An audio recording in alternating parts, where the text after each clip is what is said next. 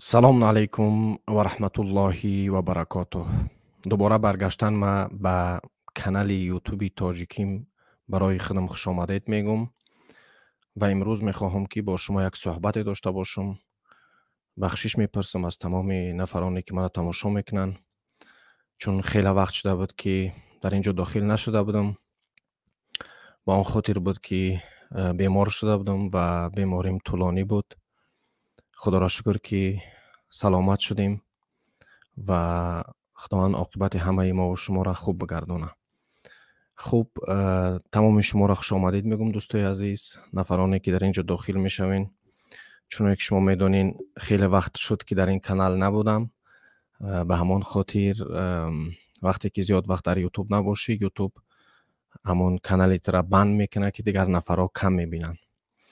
ва шумо метавонед ки ин пахши зиндаро ба тамоми дӯстони худ равон бикунед ва имшаб як суҳбати хуше дошта бошем ки барои ҳамаи мову шумо хушоянд боша ва суҳбате дошта бошем ки танҳо ҳақиқат гуфта шава ва дар бораи адолат суҳбат бикунем. дар бораи суҳбат бикунем ки чӣ гап хабар мегузарад дар дунё. мисли ҳамеша, агар ёд дошта бошед, дигар барномаҳо ман ҳамеша дар бораи сиёсати ҷаҳонӣ суҳбат мекардам, яъне геополитика ва ҳамон гуфтаҳову адсҳое ки мезадем, ҳамон корро шуд. ва инак Русия ба Украина ҳамла кард ва қурби рубл ҳам дар замин афтод. ин аввали саршавиш ҳаст ва барои рубл як ҷанги муҳими иқтисодӣ шурӯъ шудааст ки метавонад аслан қурби рублро ҳатто аз сомонии тоҷикӣ пасттар бикунад. хуб, чуноне ки шумо медонед, ҳамла ба Украина ин як ҳамлае ҳаст ки барои ҳама нафарон ва барои тамоми дунё қобили қабул нест ва барои мову шуморам қобили қабул нест ва мову шумо низ ҳеҷ чиза қабул надорем. чаро қабул надорем? чунки ҳамла кардан ба як кишваре ки он кишвар истиқлол дора ва ҷудо ҳаст ва намехоҳад дар таҳти контроли як кишвари дигар бошад, ин ҷинояти низомӣ ва ҷинояти инсонӣ мебошад. бале, вақте ки мо дар бораи сиёсати ҷаҳонӣ суҳбат мекунем, дӯстони азиз, сиёсати ҷаҳонӣ яъне чӣ? абарқудратҳои ҷаҳон имрӯз мехоҳанд тамоми кишварҳои хурдро дар таи контроли худ бигиранд. инҳо мехоҳанд бо ин амалҳошон нишон бидиҳанд ки дар дунё инҳо танҳо таҷҳизоти низомӣ дошта боша, ӯро ба назар намегиранд. аммо имрӯз мову шумо мебинем ки тамоми дунё якпорча шуда ва бар зидди ин зулме ки дорад меравад дар Украина хестаанд ва мехоҳанд ки ба Русия бигӯянд ки бас аст ҷанг ва бас ҳаст дубора мардумро ба ҷанг кашидан. чун мардуми дунё дар асри 20, дар садаи 20 хеле азобу азият кашиданд ва ҷангҳои бузурга диданд. ба ҳамон хотир имрӯз мардуми дунё намехоҳанд ки ҷанг бошад. ҷанг яъне чӣ? вақте ки мо дар бораи ҷанг суҳбат мекунем, бояд хуб мутаваҷҷеҳ бошем ки ҷанг яъне овардани нокомиҳо бар ҳар як кишваре ки мехоҳад ҷанг бикунад. ҳам кишваре ки ҳамла мекунад аз ин чиз зарар мебинад ва ҳам кишваре ки ба ӯ ҳамла карда мешавад. мо дидем ки кишварҳои бузурги ҷаҳонӣ аз он ҷумла Амрико вақте ки бар Ироқ ва Афғонистон ва дигар кишварҳо ҳамла кард, аз он ҷо ноком берун шуд. чуноне ки Русияи шӯравирам низ ба Афғонистон ҳамла карда буд ва аз он ҷо низ ноком берун омад. ва имрӯз мо мебинем ки дар садаи 21, дар асри 21 боз ҳам чунин ҳамалоти ки қобили қабул нестанд доранд ба анҷом мерасанд. ва ин метавонад на танҳо барои як Украин хатарнок бошад. вақте ки мо дар бораи мавзӯи Украин суҳбат мекунем, این به تمام کشورهای اروپایی دخل دارد، چون اوکراین یکی از کشورهایی هست که مابین روسیه و اروپا قرار دارد و اون هم تحت کنترل روسیه نیست و روسیه با گپ‌های فیکی و دروغش به تمام جهانیان هر روز میگوید که اوکراین برای ما خطر دارد، اما روسیه خود خطر است و ما و شما دیدیم. خوب دوستان عزیز، انشاءالله که صدای من داشته باشین. اگر صدای من داشته باشین حتما بنویسین که صدای من دارین و چون که گفتم این افیر به تمام دوستان و هموطنان خود روان بکنین و یک صحبت آرامانه امروز داشته باشیم.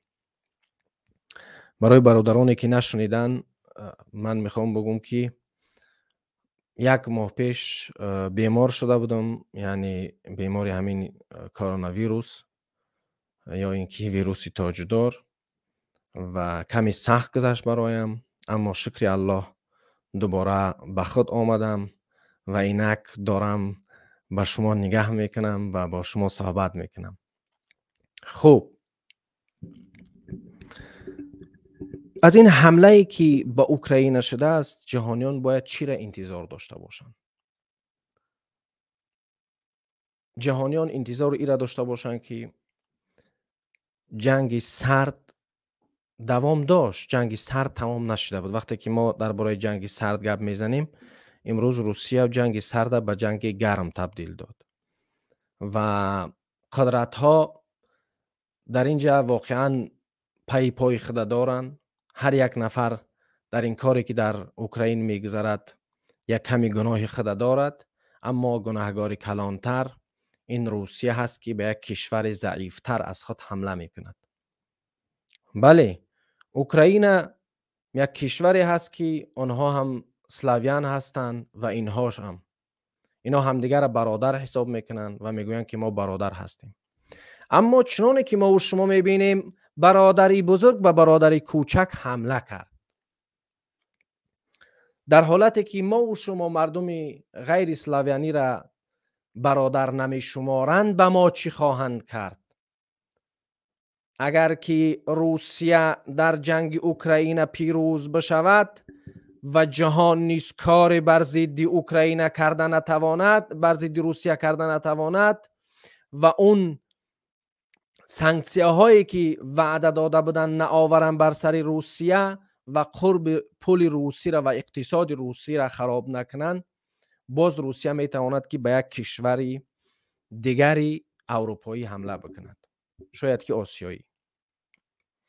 بله، امروز وقتی که یک نفر خود در یک جایگاه، در یک اتاق، در یک مکان از دیگران خود پنهان میکنه و همون کتاب‌هایی را میخوانه که اون کتاب‌ها تقویت میتین همون خواسته بچه که باز هم دوباره بخواه که روسیه پادشاهی را بر بگردونه و تمام منطقه هایی که زمین های پیشین روسیه پادشاهی بودن بر بگردونه. اما وقتی که ما و شما میدانیم بعد جنگ دوم جهانی تقسیمات زمین ها به انجام رسیده بود.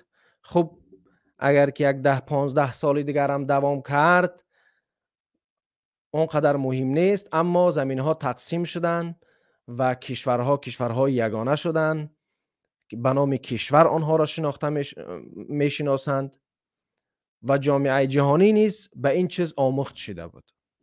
وقتی که جامعه جهانی یک چیزی را قبول نداره و یک کشور از پیش خودسرانه به یک کشور دیگر حمله می کند، برای تمام جهانیان فاجعه آور است.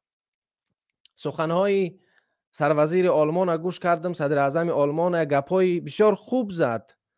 گفت ما باوری داشتیم که روسیه حمله می کند، اما کوشش کردیم که از راه دیپلماتیک، از راه گفتگو بر روسیه برسانیم که این کار خوب نیست، اما روسیه گپ ما را گوش نکرد و میگوید ما آنقدر ساده نبودیم که تیارگی نبینیم. چون که شما میدونید اروپا از آن جمله خود آلمان که بندن در اینجا قرار دارم وابستگی داره و گاز روسیه را زیادتر همین میخره. اما امروز اینها به خلاصه آمدن که باید به انرژی سبز بر بگردن.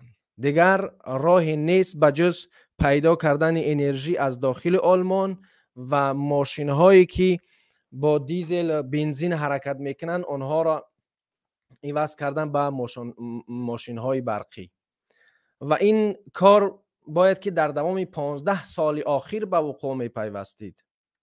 اما چرا که امروز دارن عجله میکنن؟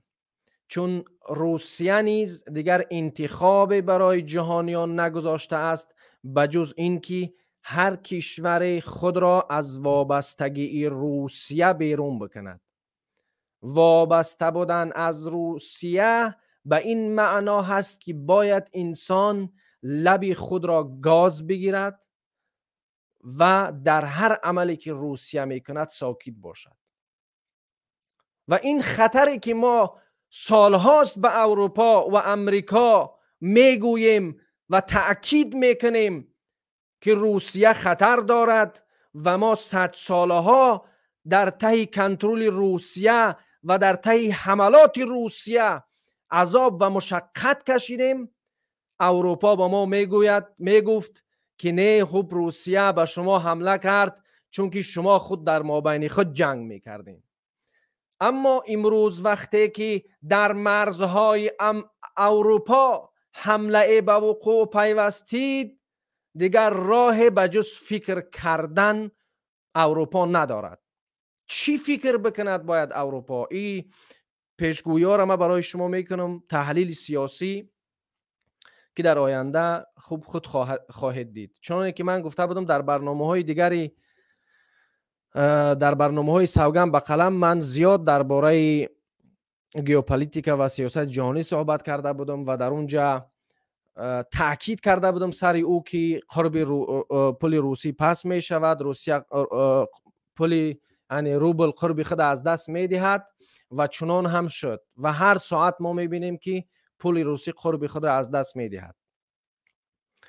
و دیگر چیزی را که میخوام در اینجا تاکید بکنم همین جنگ اطلاعاتی که در جهان امروز در هر گوشه جهان می رود و روسیه هم خفانشینی نمی کند که در این جنگ اطلاعاتی پیروز باشد. اما در اروپا و دیگر کشورهایی که آزاد هستند مردمشان و دسترسی به اطلاعات حقیقت دارند و خبرهای مهم و تازه را صاف و بدون دروغ و شیطانت پیدا میکنند، بر اون کشورها روسیه نتوانست ضربه بزند. از همه کاری بده که میگذرد این هست دوستان عزیز که روسیه توانست که مغزشویی همان تمقلیسان و کاسلسان و خاکزنانی که از دوره شوروی باقی ماندن و پدرهای آنها وقتی که پدر بزرگانی ما و شما بر ضد روسیه مبارزه بردن، وقتی که پدر بزرگانی ما و شما بر ضد ارتش سرخ مبارزه بردند، آنها بودن همان کاسلیسانی که هر کاری که روسیه میکرد طرفداریش میکردند و باباهای ما و شما را همچون دهشتگر یا اینکه خرابگر و دیگر نامها نامگذاری میکردند.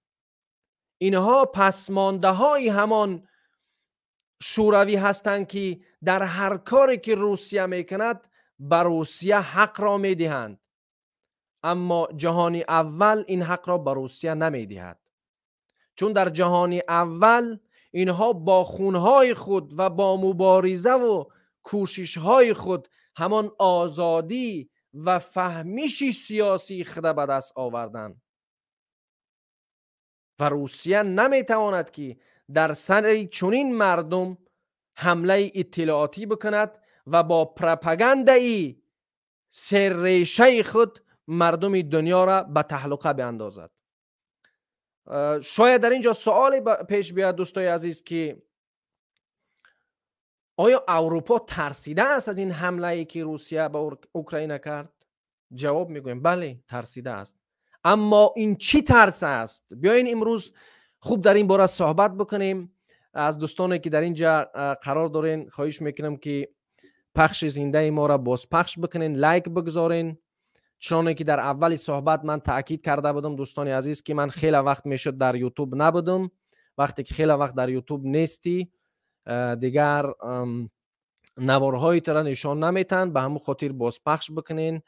چرا در یوتیوب نبودم؟ چون بیمار بودم و خدا را شکر که خوبتر شدم و امروز باز هم الحمدلله که با دعاهای سر شماری شما دارم با شما صحبت میکنم. ترس اروپا چیست؟ من میخواهم امروز در برنامه همون برنامه هایی که اروپا در سر روسیه خواهد آورد و همان موضع گیری که اروپا در برابر روسیه خواهد کرد صحبت بکنم. اروپا به چی کار دست خواهد زد؟ اروپا چی کار خواهد کرد که این عملی غیر انسانی روسیه را بتواند جوابگو باشد، بتواند با همه کوشش هایی که جهانیان دارن یک کشور دیکتاتوری که تمامی دیگر کشورهای دیکتاتوری را در آسیای مرکزی تحت کنترل خود دارد و مردم آسیای مرکزی 100 ساله ها می شود غلام این رژیم های خودکامه روسیه هستند. آیا ما و شما فکر میکنیم که پوتین یک شخصی که برای هدفهای ناپاک خود تمامی دیکتاتورهای آسیای میانه را طرفداری میکند و تمامی طرفداری اوکراین به دیکتاتورها واقعا مردم آسیای میانه را به یک مردم غلام تبدیل داده است و مردم آسیای میانه را از همان زندگی که بدون روسیه میتوانستند داشته باشند دور کرده است؟ باید خوب تاکید بکنیم و صحبت بکنیم. دوستانی که فهمش سیاسی دارین میدونین گیوپولیتیک چیه. من در اینجا همون لینک برنامه را میگذارم، پیونده که برنامه را شما میتوانین که در اینجا داخل بشوین و در اون پیوندک بنویسین و از آن جمله نفرانی که در اینجا سوال دارین شما هم میتونین مرحمت بکنین، سوالهای خود در اینجا بنویسین که دنیا را چی انتظار است و چی تحلیل های من امروز در سر خود دارم و باز هم شما را خوش آمدید میگویم. انشاءالله که همه کس ساق و سلامت و عافیت باشین. خوب،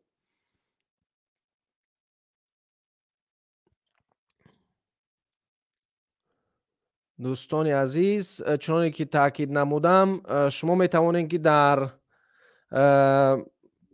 چت بنویسین فکر اندیشه خود، سوالهای خود، اون سوالهایی که میخواین اونها را بدونین، میخواین که یک جواب سیاسی بگیرین که هم از نگاه سیاسی خوب باشد و هم از نگاه انسانی. بله، ما در اینجا هیچ کس به تهلکه نمی اندازیم، هیچ کس از همون قوه‌ای که همیشه مردم ما از روسیه همدیگر را میترسانند از اون قوه صحبت نمی کنیم. باز یک چیز دیگر را میخوام دوستای عزیز تاکید بکنم که روسیه میخواست در دوام 3-4 ساعت مردم اوکراین را به تهلکه بیاندازه و مردم اوکراین بگریزن از اوکراین یا اینکه همون ارتش اوکراین خودش به دست روسیه بسپاره. اما چنانی که ما و شما دیدیم مردمی که در دوام 10 سال اخیر آزاد بودند و آزادانه می اندیشیدند میفهمند که اگر آنها مبارزه نبرند و جهانیان نیز آنها را کمک نکنند، آنها نیز می توانند به یک ملت غلام تبدیل بیاوند و به یک ملت ناآزاد تبدیل بیاوند که پیشرفت آنها را دوباره بند بکنه و آنها دیگر نتوانند پیشرفت بکنند. بله، وقتی که ما درباره پیشرفت صحبت میکنیم دوستان عزیز، آیا کشوری را دیدید که با روسیه باشد و پیشرفت کرده باشد؟ بیارید یک کشور را در تاریخ که هم دست روسیه بوده است و پیشرفتی هنگفتی داشته است. متاسفانه یا خوشبختانه هیچ کشوری نه در آسیای مرکزی و نه در بلتیک و نه در دیگر کشورها، نه در قوقاز با بودن روسیه یا اینکه با روسیه بودن برای آنها هیچ کمکی نکرده است و هیچ از این کشورها نتوانستن پیشرفت بکنن. هر کسی که ایرا فهمید که با روسیه پیشرفت کردن نمیتونه، پیروز میشوه. و یک چیز دیگر هم میخوام برایمون چاپلوسانی حماقت پیشه و دانچینان و کاسنیسان دربار حماقت، یعنی دربار ظلم، دربار اون شخصانی که میخواهند پادشاه باشند و اون کفمالانی آن پادشاهان و پرزیدنت ها، امروز ما تاکید میکنن که کاری که روسیه بر ضد اوکراین کرده است درست است. من وقتی که امروز شهروندان تاجیکستان و تاجیکان را میبینم که طرفداری از روسیه میکنن در همین حالت جنگ، خیلی ناراحت میشوم. ناراحت از این میشوم که همین ها بودن که گذشتگان ما و شما را، همین نفرانی که امروز طرفداری حمله روسیه را میکنه، همین پدرهانی همین کثیفان بودن که باباهای ما وقتی که بر ضد ارمیای شوروی یا اینکه بر ضد ارتش سرخ می جنگیدن، همینا بابا کلانهای ما و شما را گناهگار دانستن، همینا فروختن، همینا اومدن جوربه های بوگینی دیگر ملت ها را از پایهاشون کشیدن و پاهاشون را مساج کردن. این همان اشخاصی هستند، این همان نفرانی هستند که توهین به انسانیت و آزادی در کشور و بر سر ملت ما کردند و باز هم امروز در حمله روسیه طرفداری ظلم میکنند. طرفی نفری را میگیرن که اون نفر میخواهد که دیگر کشورها را از بین ببرد. وقتی که ما و شما درباره امام علی رحمه صحبت میکنیم که کشور را غصب کرده است و بغیر از خود دیگر کسها را نمیگذارد که در این کشور حکومت بکنن، برای ما فهمو میشود که پوتین هم نیست چنین برنامه دارد، اما برنامه های کلانتر هستند، چون که شرایط نظامی دارد، شرایط نظامیش مهیا است و با داشتن شرایط نظامی با دیگر کشورهایی که ضعیفتر هستند حمله میکنند. اما باوری کنین دوستای عزیز به این سخنا، باور داشته باشین که اگر روسیه روز شود که تاجیکان نخواهند که 201 دیویزیون روسیه در تاجیکستان نباشد و روسیه بر سر تاجیکان و بر سر دولت و استقلالیت ما حمله بکند، باز هم همون کاسلیسانی که شما امروز در فیسبوک و در دیگر جاها میبینید، باز هم اونا میگن که کاری خوب کردن. بله، ما باید یک برنامه ملی عمومی داشته باشیم که هر یک نفری که چاپلوسی میکنه، هر یک نفری که بزی میکنه، هر یک نفری که گپ کشی میکنه، آنها را رفتن خون از رگاشون بند بکنیم تا اینکه دیگر چنین خون در ملت و انسانیت جاری نشود.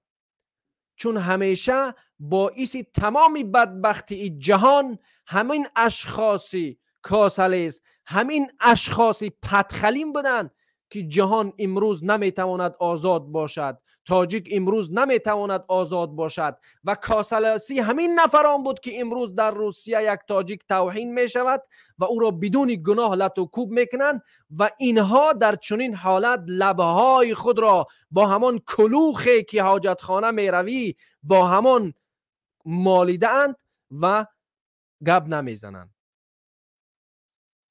ما باید از اینها سوال بکنیم، ای به شرفانی به همت، این چی به همتی است که وقتی که در سر یک نفر ظلم می شود و باز نیست شما طرفداری چون ظالم میکنین؟ بله، هیچ جامعه بدون اشخاصی بد نمی شود، اما امروز ما ای را باید قبول بکنیم که در تاجیکستان ما هم بز و بزغاله زیاد شده است و هم انسانهای نامرده که تنها به خاطر یک لقمه نان فکر میکنن. بله، همه دنیا به خاطر خوردن و زیستن و کیف و صفا هست، اما وقتی که یک انسان تنها فکر و عقیدش به خاطر یک نالنان پیدا کردن و دخانه انداختن و فرزند تولد کردن بر روسیه روان کردن است، اون چطور میتواند یک ملت باشد؟ یک انسانی خیلی شناس برای همه ما و شما یک گپ خوب میگه که ما حتی یک شعر نداریم که یک تاجیک جمله اولش بخونه تمام دیگر تاجیک ها با اون یک جایه اون شعر تلاوت کنن یا رقص بکنن یا اینکه دستکوبی بکنن. چطور میتوان در چون این حالت ملت شد؟ بله، همان اشخاص بد فطرت، همان اشخاص کم فکر و بی عقیده ما و شما را به اینجا آوردن و این واقعا یک مشکلی هست که ما و شما باید این را حل بکنیم. ما و شما باید چاپلوسا را، کاسلیسا را نگذاریم که گپ بزنه، تحریم شو کنیم، قطعیشو صحبت نکنیم.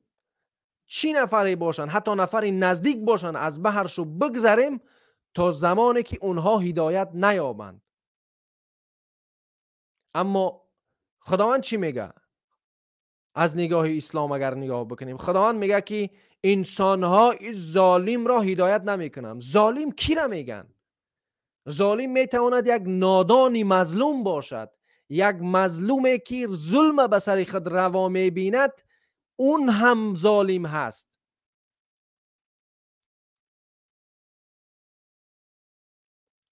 بله، امروز در دوام 30 سال اخیر در کشور ما یک جامعه بزرگ شده است، یک جامعه پیدا شده است که اون جامعه بغیر از خوردن و حاجتخانه رفتن دیگر فکری در سرش نداره.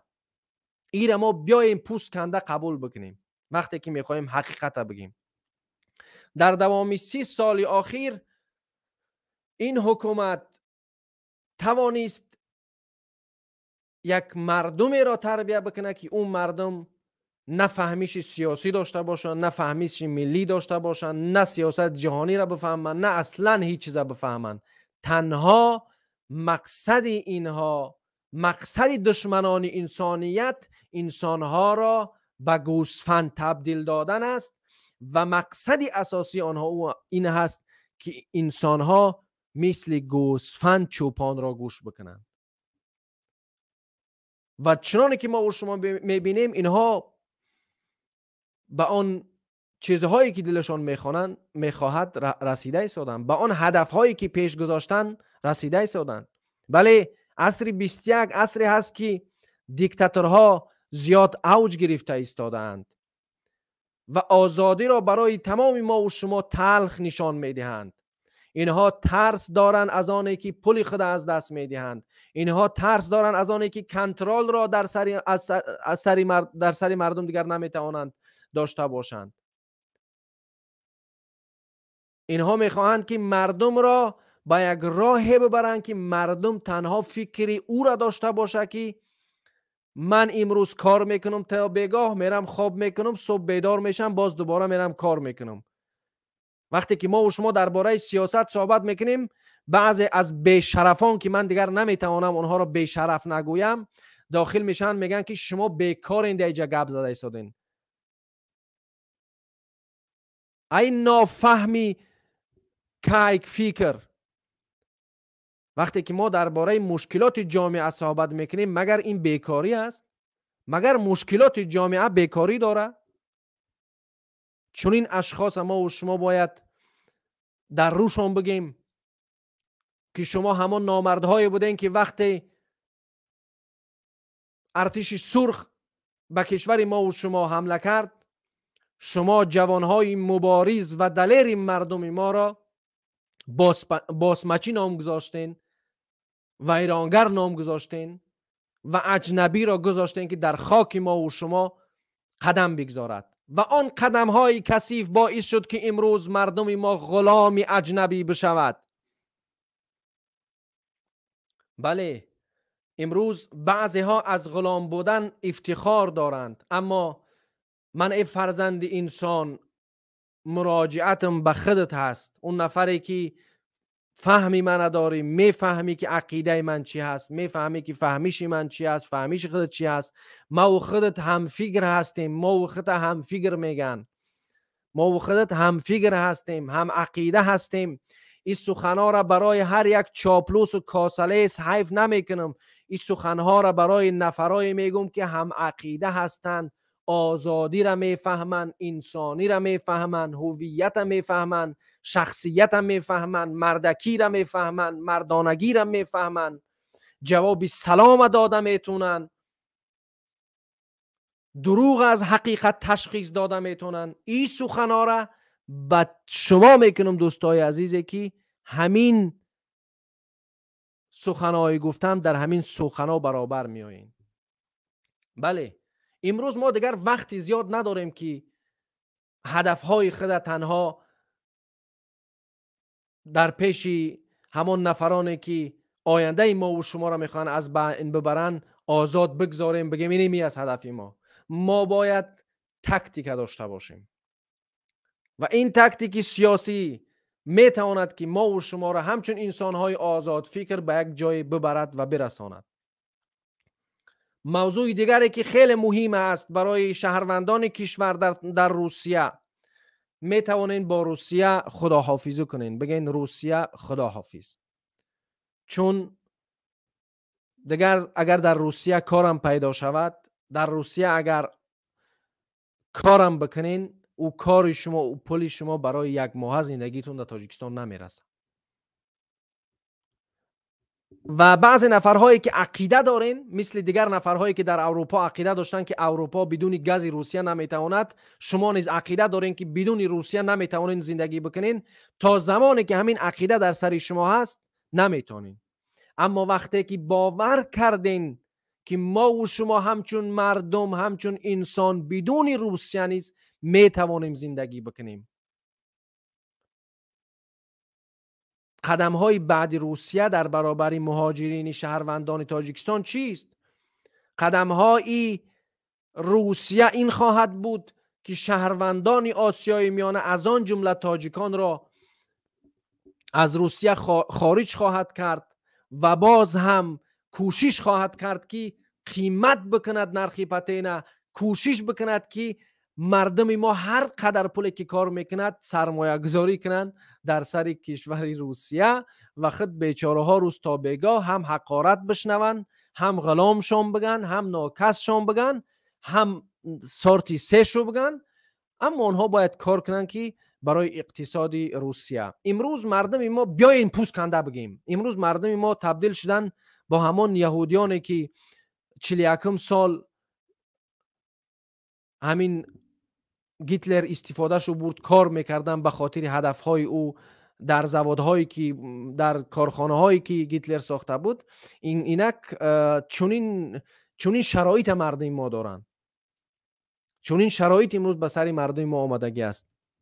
خوب دوستای عزیز، در اینجا من پیش از اینکه صحبت ما باز بیشتر دوام بتم لینک برنامه را میگذارم و ان شاء الله که باز سوالهای شما را میخوانم، سوالهایی که ربط به اوکراین یا اینکه سیاست جهانی دارند و سوالهایی که قدم دیگری اروپا بر ضد روسیه چی خواهد بود و آیا واقعا غرب دیگر راه بجز مبارزه بردن، خب مبارزه میتواند هم نظامی باشد و هم اقتصادی باشد، ندارد. و انشاءالله که ما و شما در این باره خوب تاکید میکنیم و صحبت خواهیم داشت. آیا واقعا غرب راهی را پیدا میکند که با آن راه بتواند مبارزه خود بر ضد روسیه تشدید بدهد؟ چون که بعد حمله روسیه به اوکراین برای تمام کشورهای اروپا معلوم شد که اینها نیز به خطر نیستند، چون که صدر اعظم آلمان گفت که ما دیگر بجز اینکه در پی به خطری مردم باشیم کاری نداریم. یعنی به این معنا ایرا میشه ترجمه کرد که ما مجبور هستیم که راههایی را که چند سال پیش نمی جستیم استفاده ببریم. یعنی از این سخنان برمیاد که اروپا نیز میخواهد در جنگ سرد جهانی اشتراک بکند و همین رول اروپا نیز کاهش یافت که روسیه به چنین کار دست زد و این هم یک خطای بزرگ استراتژی اروپا بود که فکر میکنم این خطاش جبران میکنه اروپا و به خلاصه میگه که بله دیگر مجبور میشوند که با دیکتاتورهایی که در آسیای مرکزی هستند مبارزه برند، با روسیه مبارزه برند. یعنی مبارزه به اون معنا که کوشش بکنن که همون نفرایی که مبارزه میبرند دستگیریشو بکنن و بگن که خب بخشش میپرسیم، ما شما را همین وقت در همینجا گشت ندیدیم، تو دیگه مجبور هستیم که به خاطری که خود سلامت بمونیم یک پیاله چای برای شما نیز میریزیم. خب نفرانی که ژئوپلیتیک را میفهمن اونا متوجه شدن که مقصد من چی است. خب دوستان عزیز، من در اینجا لینک برنامه را میگذارم و نفرایی که درباره سیاست جهانی فهمش دارین و میدونین که سیاست جهانی چیست، میتونین که داخل بشین در این باره صحبت بکنیم و انشالله که باز هم نفرانی که در اینجا تازه داخل شدین. دوستای عزیز، من چند وقت بیمار بودم، به همون خاطر نتونستم که برنامه ها را پیش ببرم و الحمدلله که با دعاهای شما امروز خوب شدم. یعنی همین هفته اخیر حالتم تغییر یافته است و انشالله که باز هم کوشش میکنیم که برنامه‌های خود ادامه بدهیم و صحبت‌هایی داشته باشیم که برای فکر جامعه خوب باشد، برای ساختن یک جامعه آزاد خوب باشد. خب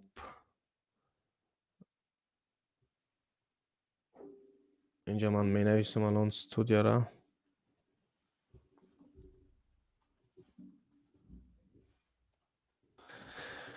دیگر دوستانی عزیز، خیلی شما خود دیده سودین چه گپ میگذرد در دنیا و باید این هم امروز بعضی ها به این فکر هستند که تاجیک باید درباره سیاست خارجی یا اینکه درباره ژئوپلیتیک یا سیاست جهانی صحبت نکند. یعنی دشمن های ما و شما دشمن های داخلی اکثرا به همین باور هستند که ملت ما اصلا باید چیزی از سیاست نداند و سطح فکرانیش، فهمیش انسانیش نباید بالا برود. انشالله که دعا بکنیم که آنها در این با این هدف های ناپاک خود کامیاب نشوند و ما بتوانیم که آن یخهایی که در دلهای مردم بسته شده است و فکر میکنن که خب کردن یگانه راه است، آن یخها شکسته بشود و مردم ما و شما یک راهی آزاد اندیشی را، آزادی را انتخاب کنند.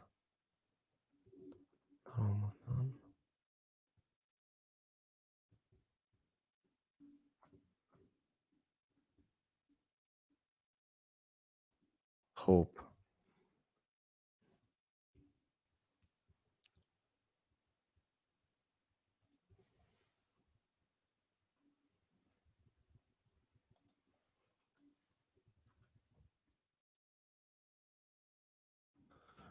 خود سوال های خود دوستان عزیز بنویسین در چت، من می نویسم این چیزا، باز انشالله که در سوال های شما جواب خواهم گفت. سوالها درباره اوکراین باشد، درباره سیاست جهانی باشد که ما امروز به هیچ چیز نیاز داریم و می توانیم سوالهایی داشته باشیم که کشورهای آسیای میانه را چه انتظار است و خود همچون شخصیت فکری خود می توانیم بنویسین.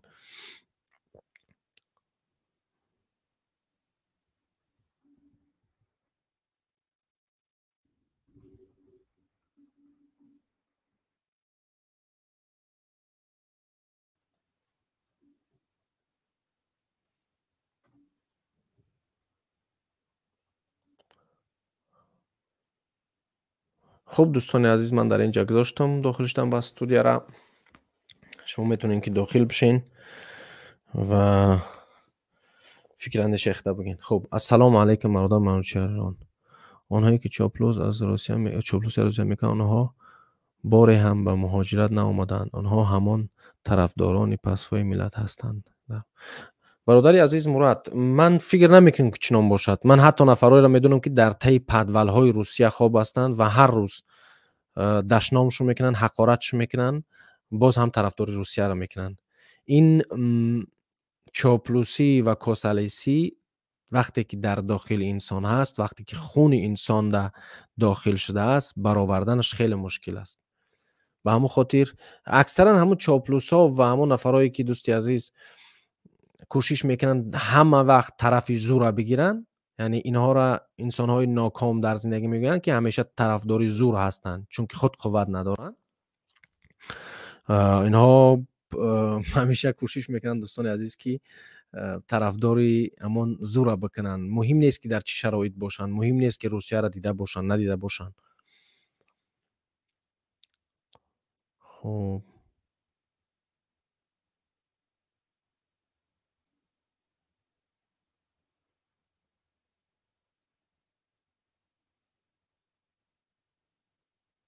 бародар, бисёр мардуми калазард мегӯяд, ки мардумшон ай Путин хаста шудиянд, бояд Путин рава. Мегӯянд барои ақли мардум ба дигар сӯ кардан. Бале, Путин бояд бирава. Путин дигар роҳ надорад. Аммо иҷа Путин танҳо нест, дӯсти азиз. Иҷа зиёд ашхосе ҳастанд, ки имрӯз Путин бирава, фардо мизи Раҳмонов да ларза медрояд. Имрӯз Путин бирава, фардо курсии Раҳмонов рахна меравад. Имрӯз Путин бирава, сиёсат аслан дар Осиёи марказӣ иваз мешавад. Имрӯз Путин бирава ва як раисҷумҳури демократхоҳ биёяд, худат фикр кӣ, ки решаи тамоми диктатурро дар Осиёи марказӣ мекунад. Ба ҳамон хотир вақте ки мо дар бораи Путин гап мезанем, бояд якҷоя дар ҷо бишинем, бигем, ки Путин ай, Лукашенко ай, Эмомалӣ Раҳмон ай, инҳо бо тамоми қуввате ки доранд, кӯшиш доранд, ки нараванд. Мақсади асосии во ҳамин аст, ки нараванд.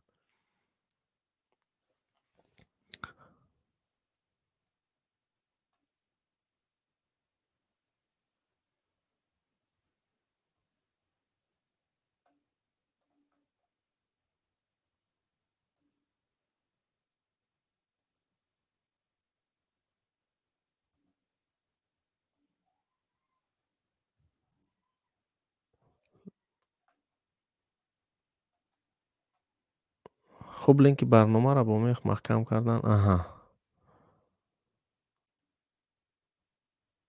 Бисёр фикри хуб гуфтӣ, дӯсти азиз.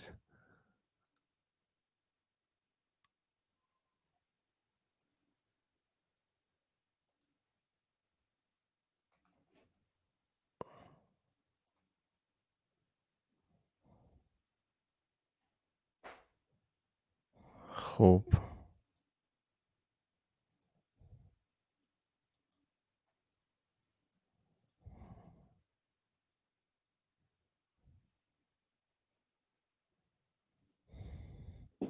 Ман ростӣ хеле вақт мешавад, ки ҳамин стримярда истифода намебарам. Ба ҳамон хотир он қадар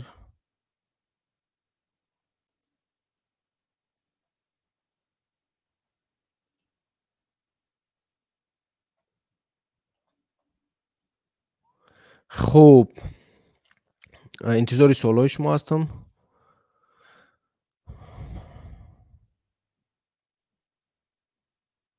Уже дигар выход надоранд. Санксионные действия со стороны западных стран сар шуд. Доллар, евро дигар дар Русия умуман ҳаракат доранд, ки нафурӯшанд. Бале, хуб, дӯсти азиз, мо вақте ки дар бораи иқтисодиёт суҳбат мекунем, ҳаракат мекунӣ нафурӯшанд. ҳамон ҳаракат кардан, ки нафурӯшанд, боз Русияро бо ҳамон сатҳе ки 91 сол буд, ба ҳамон сол бармегардонад. Бозори сиёҳ дар иҷода кор медрояд ва кӯшиш мекунанд, ки аз ҳама тараф нафарое ки боз ҳам хеле вақт чида буд бекор буданд, дар бозори сиёҳ кор кам буд, онҳо дар инҷа кӯшиш бикунанд, ки бори худа бештар бикунанд ва фоида бибинанд. Ба ҳамин хотир хуб, қурби вақте ки асъори миллӣ паст мешавад ва дигар қурбша аз даст метаҳад, як кишвар дигар иқтисодаш паст меравад. Мисоли оддӣ. ҳозир як чизи сиёсӣ бигӯм. ҳоло мегӯем, ки Олмон, Германия, Лаҳистон, Полша ва дигар кишварҳое ки ҳастанд, агар ки бигӯянд ки хуб ҳамун контрактҳое ки доштем ҳамонро меқапем, сол шуд тёр шид, зимистуни мо тёр шид, худоҳофиз қатъи газад. ҳоли аксарият мегӯянд ки хай худоҳофиз гуфт Аврупо бо мефурӯшаш ба Чин. инро бояд фаромӯш накунем ки Чин аз Эрон аксарияти газша мехарад. Чин мегӯяш ки майлаш ман ҳар чизе ки дорем мехарам, лекин 10 баробар арзонтар.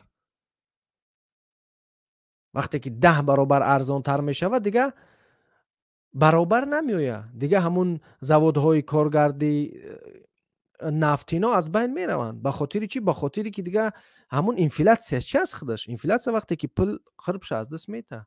вақте ки ҳар рӯз бештар ва бештар пул аз даст метавад ва дига масалан як нафар дар кишварҳои хориҷа $100 агар ки моҳона бигира, бо $100 метавонад ки 10,000 15,000 рубл дошта бошад. аммо суол дар инҷаст ки бо ин 10-15,000 рубл чӣ метавонӣ харида? масалан агар моҳонаи шумо 50,000 рубл боша, $100 15,000 рубл бишавад, фикр мекунӣ ки нархҳо ҳам хел мемонад? Не. агар ки масалан барои хӯрдан дар як рӯз 1000 евро сарф мекардӣ ё ки 1000 рубл, маҷбур мешавӣ ки 3000 рубл сарф кунӣ, аммо моҳонат боло намеравад. хароҷот ҳамун хароҷот мемонанд, моҳонат боло намеравад. яъне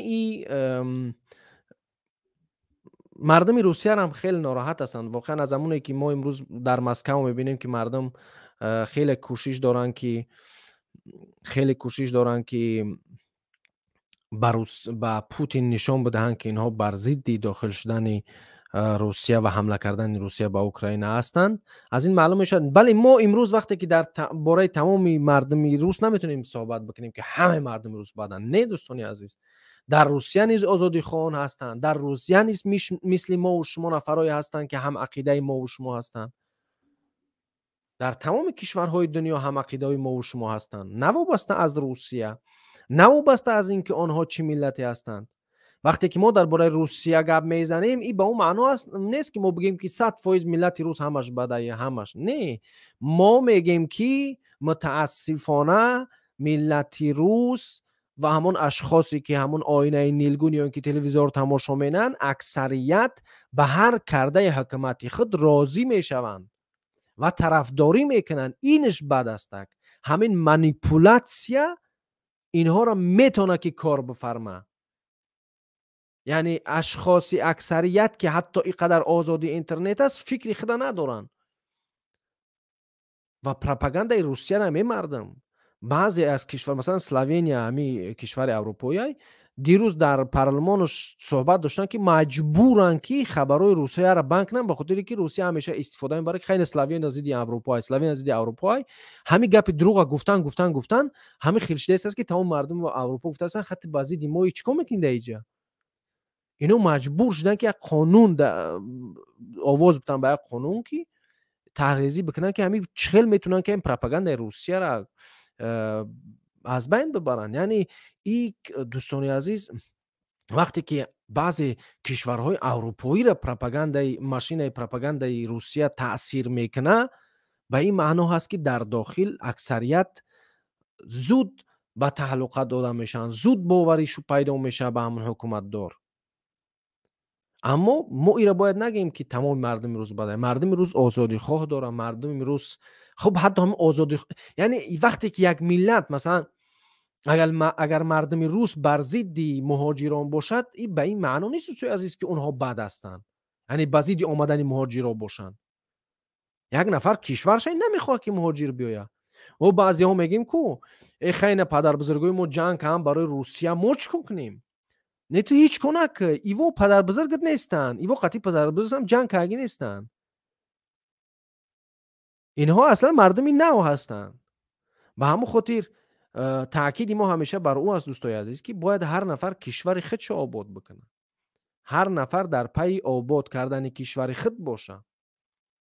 ман ба худо баъзе вақто масалан ҳамин шароите ки ҳозир дар Тоҷикистон аст, ҳамин ҳолате ки дар Тоҷикистон аст, ҳамин мардума баъзе вақто дар интернет дар дигар ҷо тамошо мекунам, ҳамин ҳарҳари бемаънову ҳамин лақлақи бемаънову ҳамин сатҳи фикронишва میگویی که خدا تو باید 10,000 نفر باید عالم شود، پروفسور شود، همین مردمی که در دوام همین استقلالیت به استقلالی با اومدی رحمان بزرگ شدن، همه ایوره بارگه از سر از صنف یک تا صنف 11 درس شوبتی. یعنی ملت ما در چنین حالت از دوستانی عزیز. همین پروپاگاندای روسیه هازی که مثلا در مردم ما کارا کرده شده است، این با چی معنا هست؟ این با اون معنا هست که مردم ما هم زود به مانیپولاسیا داده میشوند. خب برادر الکساندر بفرمایید دوستی عزیز. سلام علیکم. و علیکم السلام و رحمت الله. شما چقدر همین روسیه را خویدستین. من میگم من برای روسیه زواچکه گوش که روسیه زواچکه کی میخویمش؟ خیلی بگو روسیه بگو چیه خوبی داره روسیه؟ اینم یک خوبیش بگو. گوش که نخی دیگه که ده هم کار که امریکا کرده است. چی ایراق روسیه را بمبید که یافتن اوج خیمیسکی оружие نیافتن. لیبیا چی روسیه را بمبید که یافتن اوج اون оружие نیافتن. لیبیا را کی زد؟ بس لیبیا را کی زد؟ امریکا زد کو. بشخی کی وای کی بود بله پرزیدنتش دورش کشیدن شکو. دورش کشیدن او کادافی را دور نکشیدن. کدم دیگر را میگوی خودت. اونم کادافی صدام حسین اونم کی بمبید کرد روسیه را بمبید کرد شونا تروریسم کی برآورد همجا امریکا برآورد. ما گوش کن وقتی که گوش کن گپ ده یک گپ بگم ده وقتی که در باره روسیه گپ میزنیم با اون معنی نیست که ما امریکا را تعریف کرده ایم. روسیه امروز به اوکراین حمله کرده گه نگیم این گپا. روسیه برای چی با امریکا با اوکراین حمله کرد و هموطنان خودش شد کرد. یادتون باشه پنشر میگفته که هموطنای خودش راضی هستن فکر میکنه همین کار. هموطنای خودش گوش کالی گپا هموطنای خودش کریم در یک روز رفت گرفت هموطنای خودش بودن. این سطح فکرانی خود میگم که این مثلا مثل همین اشخاص امروز یعنی یک در پیش خود دیده است اینکه چون این اشخاص مثل اینمی آدم میایم خیلی گپ میزنن قطعی خیلی آدمو خیلی اون کس که اگر قوت داشته باشه قطعی و گپ بزنین سطح فکرانی خود در یک سطحی هست که امروز تمام دنیا 5 میلیارد دنیا گفته است که روسیه بر ضد اوکراین حمله کرده است. خودت میای با یک مغز مینگیت میگویی که روسیه کاری خوب کرده است. کدام شهروندش کدام همشهری خودش دونیتسک لوگانسک همین مردمی که در داخل روسیه هستند زیاده از 30% کمبغل هستند چرا که اینا رو یاردم نمیکنه و دونیتسک لوگانسک میروه؟ امریکا کمبغل نیست؟ نیست در امریکا. هر کسی که در امریکا مثل روسیه کار میکنه زندگی نیست نه در اروپا نه در امریکا کمبغل نیست. چه نیست که بومژ امریکا رو نگاه کن بومژ در این جرم بومژ هست بومژ ایرو کمبغلی نیست. اون انسان انتخاب کرده که زندگی خودش چون این زندگی در چه شرایط رفتگی میگم که اخی کدام کمی سالداتا که افغانستان دا خدمت کردن جنگ کردن این خصوصا این امریکا عراق دا لیبیا دا همشون اون کوچه واشنگتن گشتن به خونه و به در. اون پروپاگاندا روسیه که خودت باور میکنی خودت زنبیر و چی دیگه بسالی دیاگنوز مونم بیس دیاگنوز مونم بسالی بیس دیاگنوز مونم اول بیس یک دیاگنوز مونم خودت بیماری پوتینیزم داری. بیماری پوتینیزم و دیکتاتوریسم همچون دکتر میشم از در این حالت انا مجبور هستم بگم خودت بیماری پوتینیزم و دیکتاتوریسم داری و یک چیز دیگه فهمیش میگن فهمیدی او بیماری هم در خودت هست. به همون خاطر هر چیزی که در تلویزیون روسیه تلویزیون پروپاگاندی روسیه به خود میگه باور میکنی. اما شکر الله که نفرای هستن که باز بعضی با هیچ چیز باور ندارم. من بعضی وقتا دوستای عزیز همین کانال روسیه رو تماشا میکنی میگم باید انسان خیلی به عقل باشه که نفهمه که این مردم چیکار کرده ایستن. خیلی به عقل باشه که امروز یه آدم اول بیستین ای روسیه امروز یه آدم ای روسیه ماما می نویسه که روس менависа ки диди чӣ гап шайсааст дар мобайни Русия ва Украина. Гуфтам ки ҳо. Мега охи Украинаро дидӣ ҳамла карда Ростов? Мегум чӣ хел? Мега Украина ҳамла кард. Худо тоба. Яъне як чизои дурӯға барои мардум нишон доданд ки ҳамин чанд рӯз пеш навор карда буданд, худ ҳамун саллатои худшуа паронда буданд, нишон дода буданд ки нигоҳ ки мо чӣ хел дигароро парондем. Яъне ҳамун нафарое ки нахостанд ҷанг буранд, ҳамонро қатл карданд, навор гирифтанд, барои мардум нишон доданд. чӣ хел бовар мекунӣ ҳамин чиза? як вақто дар Германия як гап шуд, Лиза мегуфтанд, як духтара 15 сола будааст. ана ба як гуфтае ки таҷовузш карданд. ин таҷовуз не, ин хонаи ҳамсояаш рафта будааст. хонаи ҳамсояаш рафтааст, 2 рӯз наомадааст, дар политсияш доданд. ин хабара кадми дар хабарнигорои Русия расондааст. ҳамин хабара карданд ки ҳамин хабари дурӯғ ҳамуқа зиёд шид ки дӯстои азиз. ин хабари дурӯғ ҳамуқа шид ки ҳатто Сергей Лавров дар ҳамин бора гап зад. ки баъд маълум мешавад ки 2 рӯз баъд дар хонаи ҷураш ӯ хонаи ҳамсояш буд, ҷураш буд, духтар гашт омад, шарманда шид. бовар кунем ку баъзе чизоеро ки дар ҳамин Русия баъзе корҳоро мекунанд ки хеле ҳамин тоҷикоро охи. ҳамин тоҷикои худи моро провокатсияшон мекунанд, азобшон метиҳанд, азиятшон метиҳанд. баъде ки азобу азиятшон карданд, баъд наворшон мегиранд ки ино ба сари мо ҳамла карданд. инсон бояд хеле ҳамоқат пеша бошад ки ба ин чизҳо бовар бикунад. инсон бояд хеле фаҳмиш паст бошад ки ба пропагандаи имрӯзаи Русия бовар бикунад.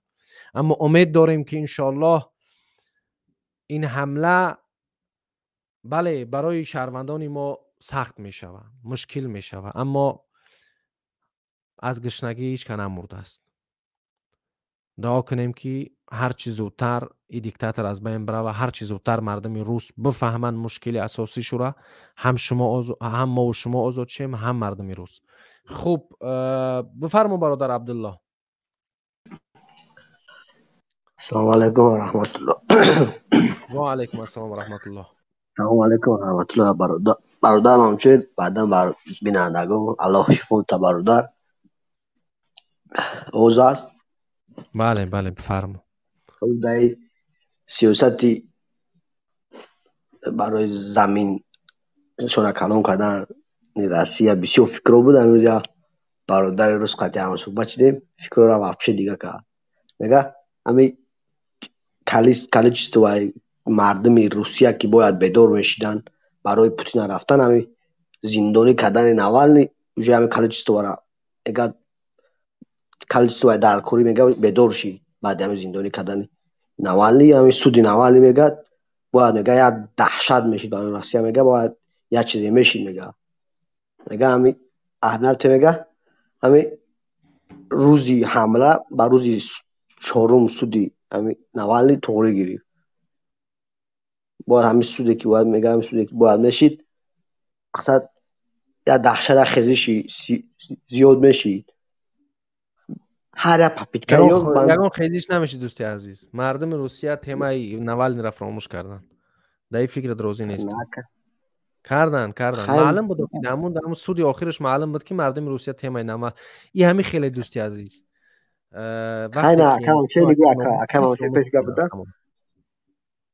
нигоҳ кардам. хай немози як рӯз биёзи дар бораи президенти худмон гап занад, дар бораи ҳамин сиёсати дурӯи Тоҷикистони худмон гап занад, ту мегӯӣ хабар надорӣ ту ҳамин сиёсат.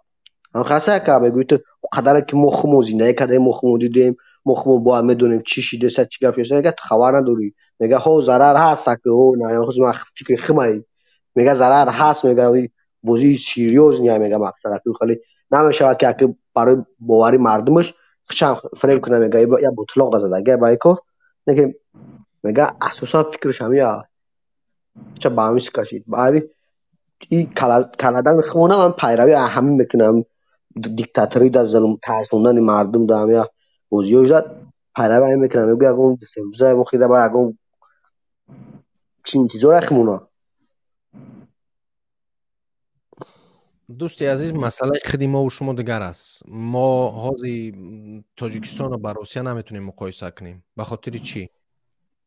ба хотири ин ки дӯсти азиз, ما درباره یک ابرقدرت گپ زدیم، درباره یک کشور فقیری که ВВП از سالش خیلی همین اقتصادی از سالش 3 میلیارد هم نیست، 3 میلیارد دلار هم نیست.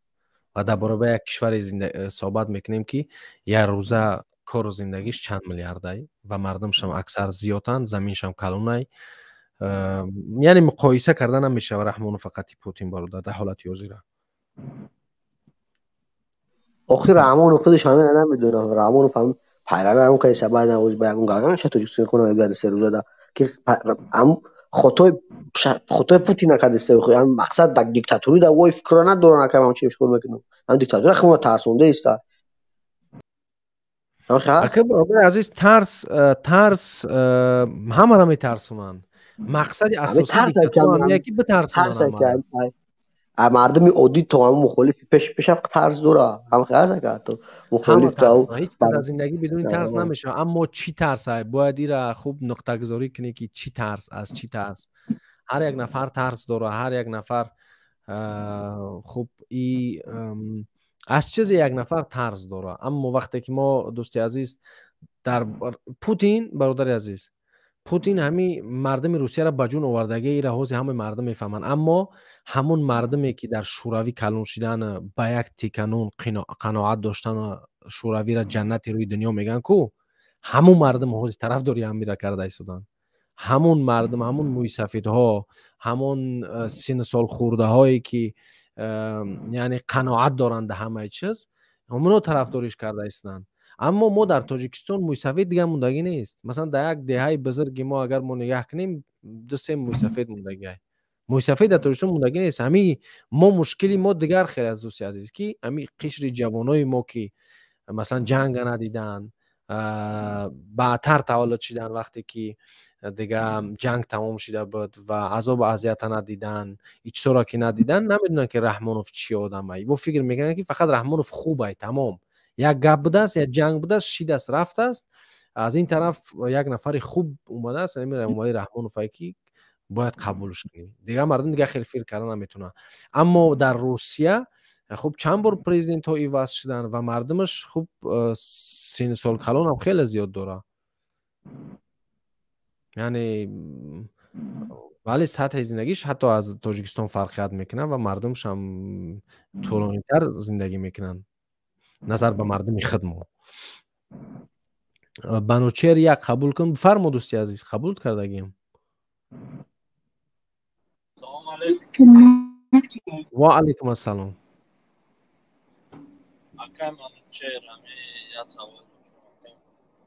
کم بلندتر گپ زن دوستی عزیز بلندتر. میگم اگر مردم خدمت اگر بگردن بروان همین روسیه تاجیکستان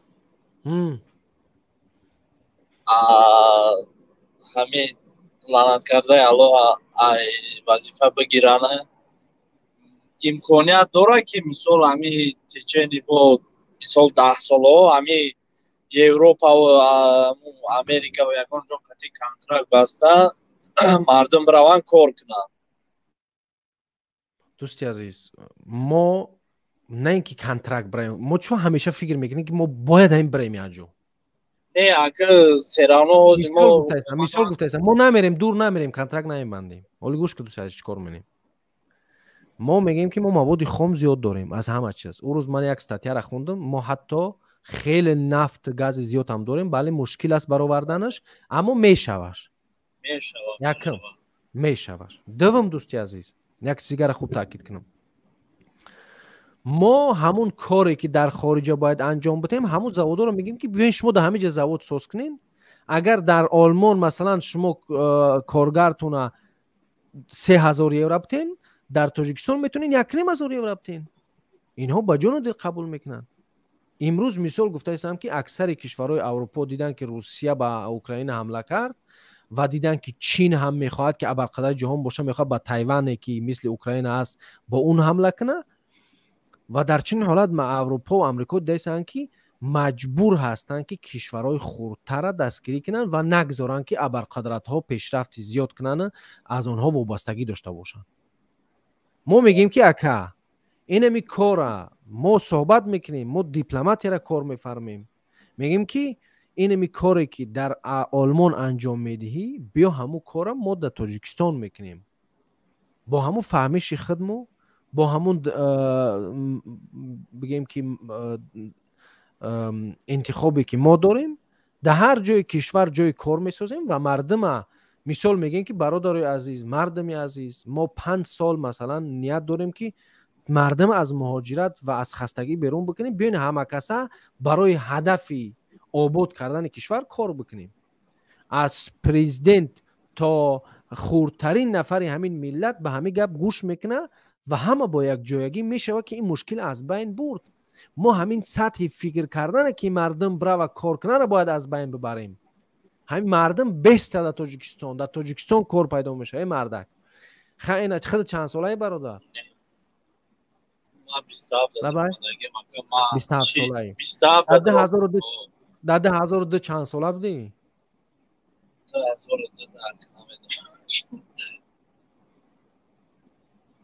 خب در 2003 او وقتی که اون قدر زیاد مردم روسیه نمیرفتن، اینا 98 99 سال بعد جنگ شهروندی بود، بگذار که مردم کم بودن، خیلی نبگیم که 5 میلیون بودن. لیکن دوستی عزیز معرکه همه پر، هر روز توی تماشا مردم میرفتن میخوردن میومدن، کی گرس نبود دوستی عزیز؟ سطح فهمیش مردم خوب بود، گپزنیشون خوب بود، درکشون خوب بود. یک نفر وقتی که از خونهش یگان جا میرفت ده دختری کلونی بشوش هم میبرد در خونه همسایه‌اش میمون، میگفت که اکی برادر اینمی خطی خی زن کودکت اینمی فرزندای من نگاه کنین. با باوری کامل. نه مردم گرس نبود، نه فهمیشی گرس نداشت. اینها با برنامه و با همون برنامه‌های طرحریزی شده امروز ملت ما را همین سطح فکرش رو هم خیل کردن که فقط همین سوال پیدا شد که ما باید یگان جا بگریزیم، ما باید یگان جا بریم. نه، همون جایی که میریم ما با همون صحبت میکنیم که همون سرمایه گذاری رو باید کشور ما کنه. میدونی برادر عزیز به خاطر چی که ما در تاجیکستان جای کار نیست؟ میدونی برای چی در تاجیکستان جای کار نیست؟ خوب در این سوال هم سوال میتونم هم جواب میدم. چون که در تاجیکستان کروپسیا هست، در تاجیکستان کارهای میگذره که برای نفرایی که سرمایه گذاری، نفرایی که اینوستیسیا میخوان بکنن، برای اون نفرها شرایطی در کاری نیست. اگر نه حتی آلمان میتونه، مثلا اگر من رئیس جمهور باشم، من اگر یک کاری از دست میاد در حکومت باشم، حتما با آلمان برنامه ریزی میکنم، میگم این برنامه را ما داریم، این چیزا را ما داریم، حتی در کار شود تا 10 میلیارد دلار در سال میتونه سرمایه گذاری کنن. مهم متقاعد ساختن ای، مهم برنامه را ریختن و در ورق نوشتن و پیشنهاد کردن ای. چرا که اینها به خاطر فایده خود کمک نکنن، هم به فایده مردم و هم به فایده خود. وقتی که میبینن یک تاجر به کشور ما شون میروه و در اوجا میبینه که کروپسیا هست، اونا مجبور میکنن که پاره بته، او دوباره دیگه نمیویه. و این صاحب بیزنس هم میای دوست عزیز که وقتی که یک کس یک گپ اگه یک بیزنسمن غم دادن، این گپ به همه دیگه بیزنسمنو میروند. به خاطر یک نفر وقتی میخواد 1 میلیون سرمایه گذاری کنه، 1 سال تفتیش میکنه که همون کشور چه خیلی، 1 سال جستجو میکنه. اما وقتی که یک کشور 1 میلیارد میخواد سرمایه گذاری کنه، کو چند وقت میگذره که تمام شرایط او کشور بفهمه که دگجو پول شده دایسه است. وقتی که تاجیکستان میرم میبینه شرایط تاجیکستان و سطح فهمیش مردم و که چه خیلی مردم قبول میکنن اینوستیسیا را، دیگه چه خیلی اوج سرمایه گذاری میکنه. مثلا نمی یک بورک بود، تورک بود، اومده بود برای یه رستوران 2 ماه گپ زدن، برای یه رستوران. ای مردم، رستوران که در اروپا هر روز 4 5 10 100 هزار رستوران باز میشه، باز محکم میشن، بهترین رستوران هستن، یگون کس درباره‌شو گپ نمیزنه. وقتی که ما با یک سطح میگیم که درباره یک رستوران تمام مردم تاجیکستان 1 هفته گپ میزنه، در اونجا چه خیلی مردم سرمایه گذاری میکنن. هر کس فکری خودش باید درباره همون رستوران بگه. اون رستوران اصلا چی ربطی برای مردم داره؟ خیر رستوران دست کد میره فوردش رفت خورد اومد. سرمایه گذاری همین یک از قیمت میاد از ارزون مینه. خوب برادر من خیلی مشاهده کردم بسیاری آنهایی که از روسیه ناتسیست پشتیبانی میکنن از داخل من این خوندم. امروز در پنجشیر تاجیک کشی است منوچهر کثافت ها دیگه کار نداره. برادر عزیز در تاجیکستان هم تاجیک کشی است. از پنجشیر اون کس است ما را کمک کنه. همین سوال جواب ده. در تاجیکستان هم تاجیکستان کشور تاجیک کشی های دلمون میسوزه ها میگیم یا اینکه مثل پاتریوت های دروغگویی بریم وعده بتیم شیطانی کنیم و ده همه جا تقسیم گپای دروغ تقسیم کنیم. این کارو رو نمیکنیم.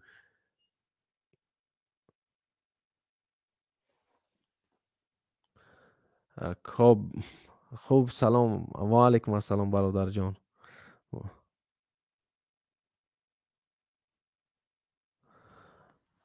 کبران 007. خوبی برادر عزیز. خوب کو یک ببینیم در اوکراین چی میگذره و حملات تا چه درجه رسیدن. در تلگرام نگاه کنیم آخرین خبرها. Симписла отужник обстріл російського агресора горить отручення без.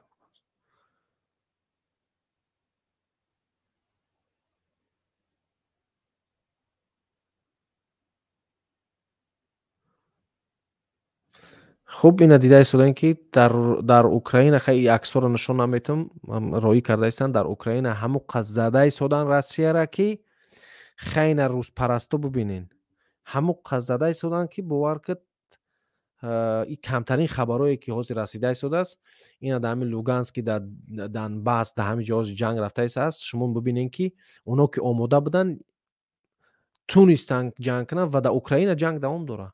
این همیه آزادی برادر عزیز. وقتی که مردم احساس میکنن که میخوان آزاد باشن تا آخرون قطره خون جنگ میکنن. گپ خبر زیاد در اوکراین و مردم هم بسیار شپیده شدن. خوب хроника жуткого отражения России в Украине собрала Макс Корж высказал по поводу отражения в Украине. Миллионы людей брошены также. بعد یک چیز دیگر درباره اوکراین بگم دوستای عزیز. همینه که تمام مردم در کوچه ها ریختن در تمام دنیا. یعنی این یک خدمت خیرسانه پوتین به مردم روس بود. یعنی نشان دادن در پیش تمام مردم جهان که مردم روس یک مردمی هست که حمله میکنه به دیگه مردم. این یک نشان داد، یک سیاه کردن نوم روسیه. یعنی دشمن در کار نیست وقتی که میگن که همین خداوند اگر دشمنت تا هم دشمن مردت تا، اگر دشمن به عقلت تا همون خودش پیشت میبره. برادر مهاجر بفرمایین. سلام علیکم و رحمت الله و برکاته. و علیکم السلام و رحمت الله دوستی عزیز. امیدوارم خوبی، تنجی، سلامتیات همه تماشابینان. تشکر زیاد. سلام خدمت رسونیم. در این موضوع جنگ اوکراین روسیه یک دشی گفتنی بدم. بگو دوستی عزیز. گفتنی بدم که همین مردم تاجیکستان، همین مردم اسنگ همین هیچ رفراموش نکنن که در جنگ ایده دولتی نه دین مویگای نه برادریم نه اقربیم نه خشیم دخالت نکنن که نرسیه گپ که صفی پیش همین ای طرف روسیه بودگیت پروتیف اوکراین هم مهاجرای فرناندو تاجیک ازبک قرقیز چخیلی که بوبیوی ما یا بر اومدن چندها هزار بوبیوم مایدس دادیم مملکت آباد کردن به این مردم. ای بین چند سال گذشت، مثلا 50 سال 60 سال گذشت، ما نبرای وقت اینجا پناه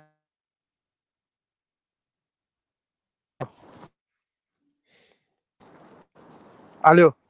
بله دوست از گپ زن. یک گپت قطع شده بود ان شاء الله رفته است از گپ زن. میگم ای بین چند سال گذشت اینا با اومدیم ما اینجا جمشید روشن چور کشیدیم. برای همین برادرها خواهش، من هم مهاجرم مثل شما، خواهش میکنم که با یگان وعده های یا باور نکنه، با یگان راه گفتاری یا نری، چند میتونه خودتون احتیاط کنی.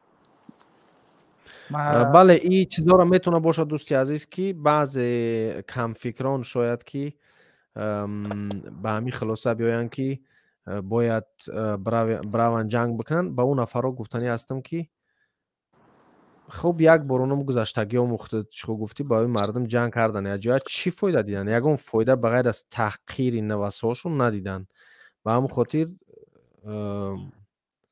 در یک جا بشینه، یعنی اگر نه اینکه دین دوستی عزیز، وقتی که یک کشور تهدید به یک کشور دیگر میکنه، نه دینش نگاه کنده کن نه چیز، انسانگری را نگاه کنده کن. وقتی که ما از روی انسانگری نگاه میکنیم که یک کشور زورتر به یک کشوری که ضعیفتر از حمله میکنه، این معلوم است که حق طرفی کی است. چون هیچ وقت نفری که زور نداره حمله نمیکنه، نفری زور داره یک گناه میکنه و حمله میکنه. نه آخه همی فهمه که توغری نه که یک چیز همی مردمی که در روسیه کاکرس همی شب و روز شما همه مشاهده کردین که این مراجعات ما با مردم روسیه بودگی همه دیدین که هر روز قطار میقپن میبرن سپتپریاما پرشیدگیان میقپن. با خدا میبخشه خیلی تحقیرم شود، این مردم همون سگایی که در کیسه هاشون میگردن سگ بچه هاشون ایما بالا میدونن. برای همین هم که تحقیرها رو میبینی هم میدونه. بعضی چاپلوسا هم با میگن که آخه میمرین داکیومنتاتون اساس کنه هیچ کی چیتون نمیگن. والله قسم دروغ میگن. بچهای تاجیکی که پاسپورت روسی دارن وید نجیت رسوا دارن با خدا قپیدا بوده انولیر کرده دیپورتاسیون کردیسن. برای همین چیز همین ما ملتچگی نمیکنیم. ما کم ترک آخه باید در خونمون باشه، همین چیز باید بفهمیم. آخه ما ایسرمون گذروندیم. آخه در هر یک اویله اینا به در تاجیکستان که باباش در جنگ نباشه. اونم وا رفتم وطن آباد کردن. های گفتم مثال فردا بچه‌ام نبرم میره مثال یک کار بر میکنه، مثال میرون میان حاضر نه که ایبن 50 60 سال گذشت اوجه اگجا میدونن که نبرهاشون در چهار نجا پشیدن ببخشید پناه خلیشیدن چور کشیدن جمشید روشن شدن. همون خل میشه. واسه ما میخونیم جنگ میکنیم خدمت نظر تیر میمونیم. فقط فرزندای ما همین خل میان 10 15 سال بعد دیگه فرزندای ما را چی میدیدن ندونن این مردم. برای همین احترامانه خواهش میکنم همچون یک مهاجر سراتون کار فرمی با هر یک چیز دادن نشین. بعدا میتون خونه‌تون میتیم گرجدان سو میتیم چی خاک و بالا میتیم. یه همش دروغای این ملت هیچ کس خوبی ندیده است. این گپ تمشون گپ نه اینکه برادر عزیز یک گپی که اینجا واقعا میتونن این مردم ما رو برن در صف پیش همچون پوشش نیمه هست میگن که هم تا استفاده شو کنن میشین جیوی میشین. انا بعد یعنی میدونی اینجا گپ در چه برادر عزیز؟ اینجا گپ در یکی روسیه میخواست با یک حرکت زود عمل اوکراین را بگیره، چون این باوری نداشت که در اوکراین یعنی جنگو طولانی میشوند، یعنی رفته ایستن مردم زده ایستادن. با همون خاطر در اینجا میتونن که به خاطر گپی زیاد نشه. مثلا یه مهاجر بکشن کی ایت ای پشتیو میخیزه. حاضر مثلا بعض نفرو فرزند یا نفر میکشن، فرزندش تحقیر میدن، پدر مادرش میگن که ای هزار رحمت جناب عالی. بله. یعنی همین قدر مردم بیناموس شدگن تا سطح را که راضیان که فرزند خود هر کس بگن هر چیز بگن که همین رحمان راضی باشه، هیچ شو نگن. امروز به خاطر چی میتونه ای تاجیکا استفاده برن؟ به خاطر اینکه گپ زیاد نشوه. حالا شما دیده ایستادین که همون جنگ دوام کرده ایستاده است و خیلی زیاد خیلی بگم تلفات زیاد داده روسیه. اینقدر مرده را میارن وقتی پدر مادرها اینو میبینن این چیزا را که اینو در تهلکه میافتن، اینو پانیک میزنن به خاطر که خیلی چخل میشه واقعی فرزند چه بودی کشتی مردم آزاد احساس کردگی انخت شوا. یک کسش نگفت دیمش میگه کو سیمش میگه کو. به همون خاطر میتونه ای مردم ما استفاده برن. بعد درباره همین گفتی که احترام نمیکنن، گفتی خودت گفتی که یک برادر دیگه گفت پاسپورت روسی ما از دستش همون نقل میتونیم بکنیم برادر عزیز. گفت که پاسپورت روسیش گفت است که اینا پاسپورت روسی دارم داکیومنتم 100% گفت است که خیلی پاسپورت ایواز کی خطا ایواز نکای کو پوست ایواز نکای. بله نقل بود برادر عزیز. این کار یک کس نه چند کسا داشته دیگه. مثلا مسکو مترو تیوپیستان با همین بچه‌ها مثال همین تاجیکا قطعی آذربایجانی کمتر گپاشون میگریزن اینجا بعد ملیسا کشک میشم ملیسا میرن بچهای تاجیک خیلی میگریزن یک دو سه تا همو شهروندی دارن مثال که یا ای گودکشون هم کلون شگن که گفته پاسپورت روسی داره این چی نمیگن در همو پیش بین مردم پاسپورتاشون نمیدونن میگه که پاسپورت ما را گرفتی تو خودت مثال ایمان هستی که این ایمان نمیشه با یک برادر دیگه شهروندی روسی داره همین سخره و با یک جیان شب پتنت میبره ایوس گشتن اومدن در اتوبوس می کنترلی رو میدرن بهونه میکنن مسکره بهونه میکنن وایش پرایز وای هر چی بهونه میکنن های چی میکنن بعدی بچه‌ها که پاسپورت روسی داره ای پشتی های جیانش میخیزه گپ میزنه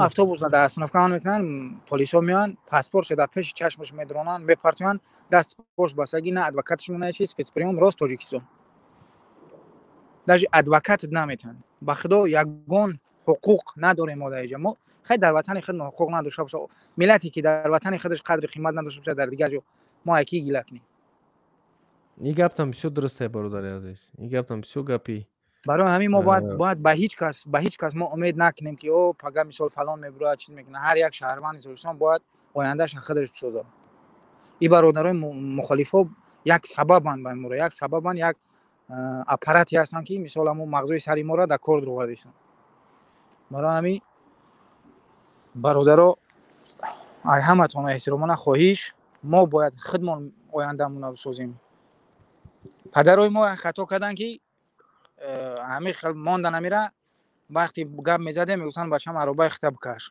اینا عربای خدمت کشیدم و پیش عربای خدمت کشیدن ملت زیر ظلمون کلانو گناهگارن بله دوستی عزیز همی اصلا میگن که در جامعه انسانی تنها وجود نداره این گپ دروغه هر چیزی که به سر یک انسان اومد میتونه به سر همه انسان ها بیاید یعنی در جامعه یک شخصی که بگه که من تنها هستم من کورپای خدمت بار کنم دیگر رو خنک میخرن نمیخرن پروانه دارم این کار نمیشه همین عذاب به سر تو اومد به سر دیگر هم میآید بله بله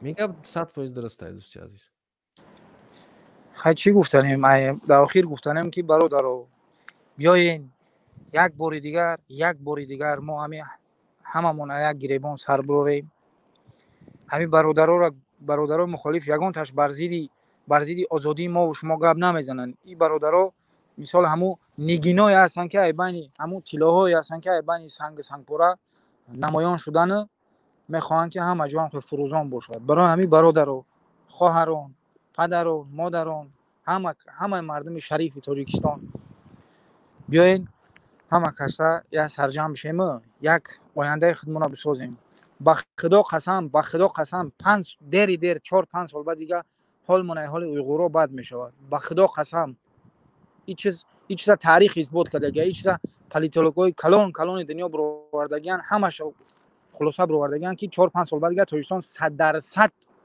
ای خیتای میشه اگر ما خبریم 100% ادبوره یعنی جنگ بدخشان مده گپ گم ممکنه بگو حضرت هر چیزی که میخوای بگو مسئله همین جنگ بدخشان هم مثال کمتر فکر کنیم برادر منوچهر همین هم ایرا همه ممکن میدونن که یک بازی سیاسی حکومت هایی که هم مردم هراسان و سرسان و سرگردان میکنن یا جنجال میدوزن یا شپوشاب میکنن اینجا زیر کوسه نیم کوسه زمینا فروختگیان درست خیلی روشات برومده گفتن نمیتونه که اوی زمینا را فروختگیام با واسطه برادرای هم برادرای بدخشان همو گبزنش نیست میکنن و یک جنگ تشکیل میکنن اونجا در همین حالت اوجه خیتای اومده رو ما زمین میگیره به یگان پرابلم من همین مسئله رو در همین میبینم که زمین فروخته شده گیای حکومت روشات گفتن نمیتونه در مردم این همین به واسطه همین جنگی بدخشان میخواد که خیتای بیا بدره 100% بگیرش تمام این هم قکور خوبی فکر شما دوستی این فکر شما دوستی عزیز بله امروز چین به ما میتوند که یک تهدیدی باشد چون که ما خیلی وابستگی از چین هستیم قرض ما هم اکثرش از چین هست سرمایه گذاری هم چین میکنه هیچ نفر بدون ای که خوب فایده خود نبینه، از آن جمله کشورهای ابرقدرت، ما کشورهای صنعتی که ابرقدرت نیستن اینا رو در نظر نداریم. مثلا ژاپن بخواد در یک جا سرمایه گذاری بکنه میگیم که بکنه، آلمان بخواد بکنه، دیگر کشورهایی که یعنی در بازی سیاسی ندارن، فقط مقصدش اقتصادی عمل میکنن، اونها باشن. اما خب چین همسایه ما و شما هست و یک همسایه هست که قوه زیاد داره و در جای قرض میتونه که زیاد زمین تاجیکستان رو بگیره. بعد او زمینایی که تاجیکستان ما و شما داره، من چون در این برنامه گفتم که ما مواد خام زیاد داریم، این کوها همین چیزهایی دارن که برای چین در حال حاضر در کاره. مثلا همین این ماشینایی که ماشینای برقی ساز میکنن، نه الکتریکی، به خاطر همونجا همون کوهایی که در پا میرسن، همون کوها از همون چیزهای در کاری که برای بطری های ماشینا ساز کرده میشود در همونجا خیلی زیاد است. یعنی اگر ما در آینده همون کوها را بتونیم استفاده بریم، ما میتونیم که خیلی پول زیاد دریافت بکنیم. همچنین کشور همون موادهایی که در کار است برای بگیم که همون ماشین های برقی ساز کردن در اونجا خیلی زیاد است. بله. و دیگر کشورها هم به این چیزا خیلی نیاز دارن. شاید این هم سبب باشد. خب برادر منوچهر، در آخر یک گپ میگم. بگو برادر مقصد جان. بعد خیر خوش میکنیم. همین شما بهترین کار کردین، برآمدها کردین. یک خواهش ما همین که در همین هر یک برنامه‌تون 10 دقیقه 15 دقیقه درباره حکومت چیست، ملت چیست، دولت چیست کمتر گفته بگذاره که این مردم ما همین ملت خوینای دولت، خوینای نمیکی، خوینای نمیکام، همین درباره ملت چیه، کیه، دولت چیه، حکومت چیه، وطن چیه، کم کم بگه بگذاره ده هم تعلیم بده. آخه هم چاپلوسا را گفتنیم. بهترین. تشکر. که حقلا همین دولت های ملت های حکومت فرق کرده بتونن بسیارتر در اصحابمون همیو میرسن که میبرن مثال نمیدونن که این مردم طرفی نسبت مقابلیت به حکومت دارن و یا حکومت دولت بردن کردن و ملت کردن وطن کردن. اوها را باید آموزاند. اوها که همو علم دارن این در کلای مخالفا و یا را آموزاندن حکومت چیست، ملت چیست، برای که نمیدونن آخی. خب انشالله که ما معلم شده نمیتونیم برای همه مردم، لیکن کوشش میکنیم که هر فکری که داریم برای مردم کم کم برسونیم. دوستایی که در اینجا حضور دارین لایک بذارین، باز پخش بکنین. و من خیلی وقت شد که نبودم چون بیمار بودم. خب الحمدلله که باز دوباره کم کم اومده شدم به یوتیوب. کانال زبان روسی را اگر تماشا کرده باشین دوستای عزیز، منوچهر کوهستانی بنویسیم با همون سیریلیک با حرفای روسی در اونجا پیدا میکنین. یعنی با زبان روسی گپ زدن در حال حاضر نیاز میدونم برای جامعه خودمو، همچون یک ملت بتونیم خودمو درباره خودمو گپ زنیم. نه یعنی اکثریت کوشش میکنن که ما و شما رو تنقید بکنن، بگن که این مردم هیچ چیزا نمیدونن، این مردم یگان چیزا نمیفهمن. اما وقتی که ما میبریم با زبان اینو صحبت میکنیم، وقتی فکر اندیشه سیاسی را میگیم، اونا حیران میشن. چون که یک برادر گفت که وقتی که من گفت چند سال پیش با روسا صحبت میکردن درباره سیاست، این طرف نگاه میکردن، گفتن تو واقعا تاجیکی؟ گفتم ها تاجیکان درباره سیاست میدونن. برای همون خاطر کوشش کنین که کانال روسی را منوچهر کوهستانی بنویسین، پیداش میکنین، داخل بشین، کامنتر بنویسین با زبان روسی. مهم نیست که همه گپاتو درست باشه و بدون خطا باشه، هر چیزی که میتونین نوشتن بگیرین. زبان روسی زبان مادری ما و شما نیست.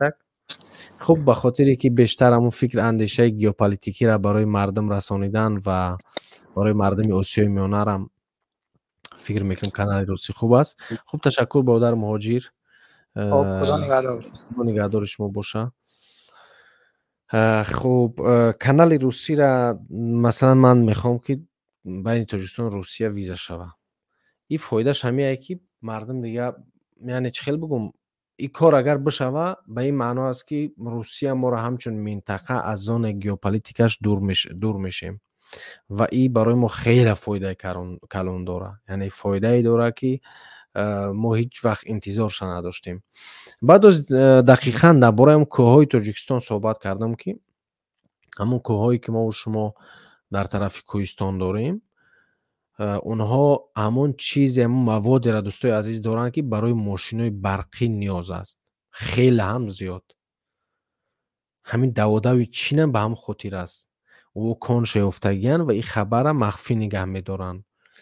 ایچ طور بردن میگیرن، مواد خام بردن میگیرن، کارکردش میکنن، میبردن میگیرن، کارکرد میکنن. یعنی در دام 10-15 سال اخیر اگر یک کشوری واقعا یک پرزیدنت، یک پارلمان تاجیکی و ملت دوست اگر ما و شما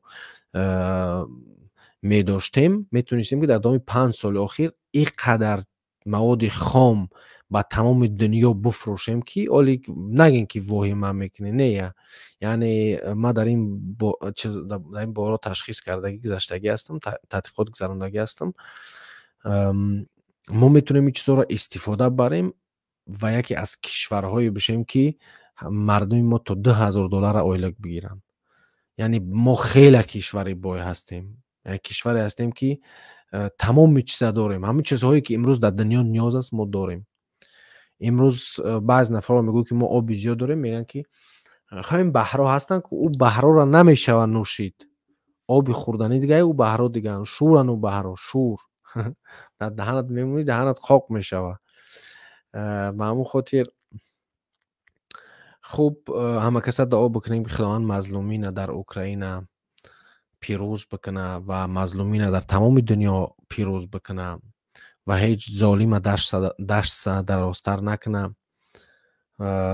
بعد یک برادر در اینجا نوشته است که این گیبرید نیوینه های. برادر عزیز یک چیز بگم که خوب بلیتز خیگ میگن، گیبرید نیوینه دوستی عزیز او همون ساعتهای اول در مسئلهش حل میشوه و برنامه روسیه هم همین بود که در دوام 4-5 ساعت همه را به تهلکه باندازه و تمام ارتش بگریزه. اما مبارزه بردیزن اون مردم. همینجا که ما خود نشستیم اونها با تمام قوت اون مبارزه برده شدن. فهمیده سعی؟ بعد یک پیروزی اونها در اون است که تمام مردم دنیا با اونها هم دل هستند. تمام مردم دنیا در هر گوشه دنیا، در کجایی که باشه نباشه، ایران فراموش کردن در کار نیست. وقتی که تمام مردم دنیا اگریسر قبول میکنن کشوری را که حمله کرده به اوکراین، ای به اون معنا است که بعضی از تحلیلگران میگن که خود روسیه خود در داخل خود میپاشه، از بین میره و یعنی جوابی اروپا همین میشوه که همون ریسپوبلیکایی که در داخل روسیه هستن همونا را به شورش میاره، سرمایه گذاری میکنه، سرمایه گذاری کلون که اونها به یک فکر اندیشه بیاین و بعد همین تقاطی استاستا روسیه را به قوت میکنن. در مسئله اتمی بمب بگم بزنید دوستان عزیز، یه چیزی هست که این پاکستان هم داره، بچی این سوات اونو وزیرستان اونو در هندوستان دویم جنگ میکنه، ای را استفاده نیم برکو. یعنی اما از پوتینی که امروز از سر قدرت است، حتی از استفاده بمب اتمی را میتوان انتظار کرد، چون این کارم میتونه قادره به چون این کار. خب هر چیزی که خدا خواسته باشه اون میشه. وقتی که ما زندگی در دست خدا میسپاریم و به گفته های خدا عمل میکنیم، حرکت میکنیم، در اون وقت ما و شما پیروز هستیم. وقتی که ما ظالم تشخیص میدیم، وقتی که ما میگیم خیر هر چیز دست خدا هست، میگیم ماشاءالله هر چیز دست خدا هست. اما وقتی قرآن خدا را که باز میکنی و میخونی، در اونجا با همون برنامه خداوند گفتگیه که چه خیل کنی همه کار طوری میشوه و بدون نفهمیدنی برنامه‌ای که خداوند برای مردم و برای جهانیان داده است، فهمیش انسان نمیتونه که مظلوم از ظالم تشخیص بده. و ما و شما امروز نیاز داریم به این که ظالم از مظلوم تشخیص بدیم و مظلومیت قبول نکنیم. حرکت بکنیم که در جای کلمه مظلوم مبارز باشیم، حقیقت خواه باشیم، عدالت خواه باشیم. تنها عدالت خواستن، تنها حقیقت خواستن و تنها آن نفری که حقیقت با اوست، او همیشه پیروز است. بله، وقتی که ما یعنی اکثری ما و شما که مسلمان هستیم، وقتی درباره تاریخ پیامبر اکرم صلی الله علیه و سلم صحبت میکنیم، اونها هم در یک روزی اول پیروز نشدن. 10 سالها مبارزه بردن و به هدف خود رسیدن. یعنی هر یک مظلوم که مبارزه میبره به هدف خودش میرسه و چنین خواهد بود و امید ایره داریم که ریشه ظالمان از کشور ما، از دیگر کشورهای دنیا کنده بشوند و انسانها آزادی و آبادی خود به دست بیارن، شخصیت خود همچون احترام شونده احترام بکنن، شخصیت دیگر همچون انسان بدنش احترام بکنن. این تنها میتونه مایه پیروزی هر یکی ما و شما باشه. این تنها میتونه که ما و شما را همچون انسان ها در راه زندگی که ما برای خود انتخاب بکنیم پیروز بکنه. بله دوستای عزیز، باز هم تکرار میکنم که یک کمی بیمار بودم و باز هم خوب 100% حالتم خوب نشده است، اما به هر حالی که باشد از تک تک شما که هم ظالم هم مظلوم و هم مبارز هستین، مبارز حق خود، مبارز فهمیش خود، در حق ما دعا بکنین. از همه دعای مهم همی است دعا بکنین که خداوند ذهن ما را گشاده بکنه، خداوند ما را توفیق کتاب خواندن بده، خداوند ما را توفیق برنامه ریختن و به هدف رسیدن بده، خداوند ما را توفیق مقاومت بده که ما و شما مقاومت پیشه بکنیم. تنها مقاومت میتونه انسانها را به اون درجه که در کار است ببره. یه چیزی دیگر اینشتین میگه که همین قرار است که به انسان همه چیز ثبتی با همه چیز نیست. خوب فهمیدین معنی گپ ما؟ یعنی انسان همه چیز ثبتی باز یه چیز نمیرسه، اما انسان نه این که همه چیز باید بتی، انسان باید شرایط همه چیز ثبتی که خودش همون چیز برسه، هم از نگاه روحی خودش تقویت بده و هم از نگاه معنوی خودش تقویت بده و هم از نگاه اقتصادی خودش تقویت بده که در همین راههایی که خوب هستن وقتی خود بگذرونه. امروز بعضیا یک قبچه وقت دارن اما هم یک قبچه وقتشو در تلفن میگذره. یعنی ساعتهای قیمتی که از زندگی ما و شما دیگه بر نمیگردن. این ساعتی که ما و شما امروز داریم با هم دیگر صحبت میکنیم، موضوع خوب گوش میکنیم، این چیزها دیگه بر نمیگردن. با یک چیز دیگر تاکید کنم که ما بعضی مثلا نوارا رو میمونن همین نمایی هم که خیلی می نویسن که دیگه مجبور میکنن مردم رو تماشا کنن، اما داخل میشه چهار تا گپی فتفتی نطوری و همین دروغی. چی گفتنیم؟ وقتی که مردم انسان نالایق گوش میکنه، اگر که در ذهنت هم نمونه در مغزت میمونه. یعنی به مغز انسان آهسته آهسته ضربه میزنه. به همون خاطر کوشش بکنین که از چیزهای بد و از چیزهایی که شما را عصباتون خراب میکنن دوری بکنین و وقتی خدا به خاطر پیدا کردن خوشبختی شخصی در کتاب خواندن، در پیشرفت خود، در پیشرفت روحانی خود سپری بکنین که انشاءالله شما چنین خواهین کرد. و باز هم میگم که خداوند تمام مظلومین و تمام آن انسان هایی که امروز در تمام گوشه های دنیا در طی ظلم ظالم هستند، با این مظلومین، با این انسان هایی که به سر آنها ظلم کرده می شود و آنها مبارزه میبرند، خداوند با آنها پیروزی را عطا بفرماید و تک تک ما و شما را هم در زندگی شخصی و هم در جامعه پیروز بگردونه. خب یک دو کامنتر شما رو میخونم دوستای عزیز و بعدا انشالله خداحافظی میکنیم.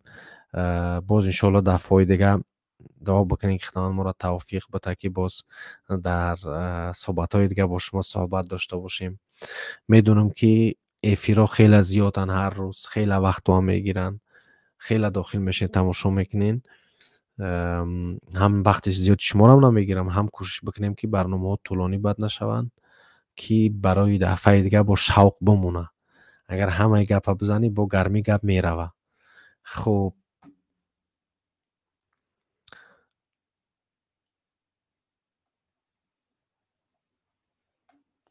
دوستان عزیزی که در کامنتری هستن، خب باز کوشش بکنین که فعالتر باشین، نوارو رو روان کنین به ایسوس. خب نوارم نکردیم آخر وقت که یگان شروع کنین.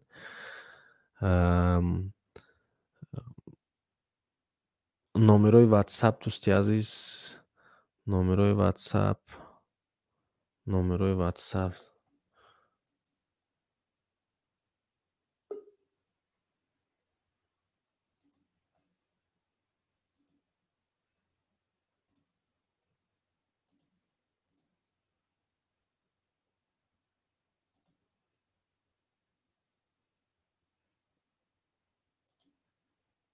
اینا دوستی عزیز، نامروی واتساپ اینا دوستی عزیز، نامروی واتساپ. شما میتونین که در همینجا واتساپ دوستای عزیز داخل بشین، یگان گپ خبر باشه بنویسین. من انشالله نوارایی که کردم حتما به شما روان خواهم کرد و تمام شما را به خدای عزوجل می سپارم. خداوند همه شما را نگهدار باشه. باز انشالله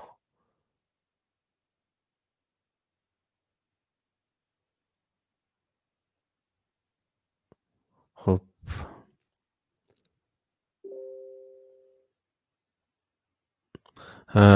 به وطن برگشتن در کار دیگه، هر کسی که میفهمه خودش برمیگرده. دوستای عزیزی که در اینجا نوشته ایستن که مردم بگیم به وطن برگردن. خب همه این نفرایی که اومدن 18 بالان فکری خدا دارن، به وطن انشالله برمیگردن مجبور میشن برگردن دیگه. گپ حیف نمیکنیم. انشالله که خودشو مجبور میشن برگردن دیگه، راهی نمیمونه. وقتی که یک راه در زندگی بسته میشه الله دیگر راهشو باز میکنه. انا چیزا ما هیچ وقت به نظر نمیگیریم، فکر میکنیم که همین راه چه خیلی که باشه باید برایش، اما اول باید کوشش کرد که اما راهی که میره راهی درست باشه. اما وقتی که اون راهی درست نباشه، اما راه هم میبندی، الله سبحانه و تعالی باید راه دیگر را باز میکنه. ما همین در انتخاب راه ها کمک ضعف داریم، اما خداوند ما و شما را نصیب فهمش خوب بکنه.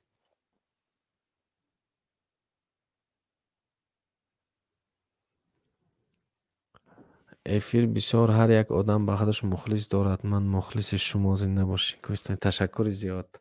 میدونم یعنی یگان گپ نیست. میدونم که کمبودی از طرف خودم است. خودم اونقدر در یوتیوب داخل نمیشم، وقتم نمیرسه. انا باز ماه دیگری درسام شروع میشون، یعنی 7 ساعت درس دارم. به هم خاطر اما کوشش میکنم انشالله که با شما باشم، صحبت بکنیم با هم دیگر. همون چیزهایی را که فهمیشیان در کاریان از نگاه علمی باشد. و من بیشتر دوست دارم که سالهای گیوپولیتیکی باشن، سیاست جهانی. و اما برای این سالها مردم ما را باید آماده کرد، چون این موضوع مشکل هستند. انشالله که یک روز شاید مردم آماده بشوند. خب همه شما را تشکر زیاد میگم که در افیر بدین، در حق ما دعا بکنین که خداوند باز هم. اما بیماری هم یک چیز خوب است. وقتی که انسان بیمار میشه، یعنی من بیماری سخت شده بودم دوستای عزیز، بیماری خیلی دم تاثیر کرد.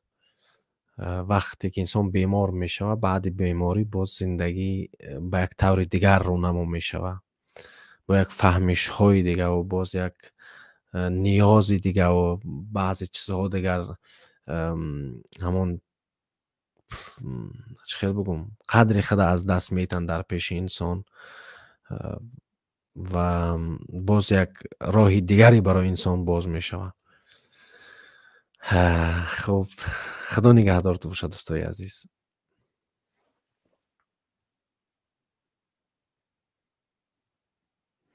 خب در سوری لیون کینگ نمیتونم جواب نگم. برادر همین جنگ سبب شده میتواند که پوتین از بین بروه. این سبب رفتن پوتین از بین همین جنگ. این جنگ اما روزهای یک طولانی میبایستم بود برای از بین رفتن پوتین، اما روزها رو نزدیک کرده است. باز یک گپ دیگر میگن برادر لیون جان که امروز در یک روزنامه خیلی مهم خوندم، یک گپ خوب نوشته شده بود که خطای کلان مردم اروپا و سیاستمداران اروپا همین بود که مشغول شخصیت پوتین نشیدن. یعنی بفهم معنای گپ ما، یعنی مشغول نشیدن که شخصیت میتونه خطرناک باشه و انسان‌های خطرناک باید از بین برده شوند. خدا نگهدارت باشه.